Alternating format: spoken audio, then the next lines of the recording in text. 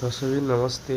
हेर्नुहोस् त यो हाम्रो रेशम बाबु युट्युब च्यानलमा आज कर्णालीको माछा लिएर यो माछा कसरी बनाउने भनेर हामी रेसिपी देखाएर यसरी माछा काटेर एकदम मसला ससला हालेर हेर्न सक्नुहुन्छ। एकदम यो माछा मजाले काटेर यो मसला हालिसकेका छौँ। चिकन मसला, गरम मसला, किचन किङ हालेर मजाले दही हालेर मजाले मसला बनाएर यसरी राखिरहेका छौँ। हेर्न सक्नुहुन्छ हजुरहरूले। यो सुर्खेत बसबारका 12 नम्बर सडकमा बन्छ एकदम टेस्टी माछा।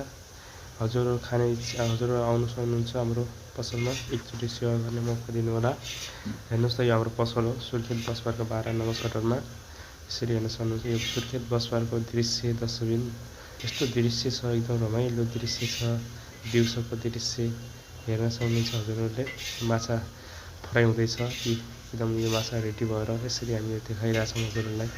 यो माछा कहाँ पाउँछ भन्नुहुन्छ भने हजुरहरू सुर्खेत बसबारको 12 नम्बर सडकमा पाउँछ दर्शकबिन। हेर्न सक्नुहुन्छ हजुरहरूले एकदम टेस्टी माछा।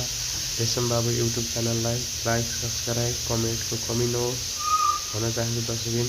हेर्न सक्नुहुन्छ यो माछाको क्वालिटी क्वान्टिटी हेर्नुहोस् त।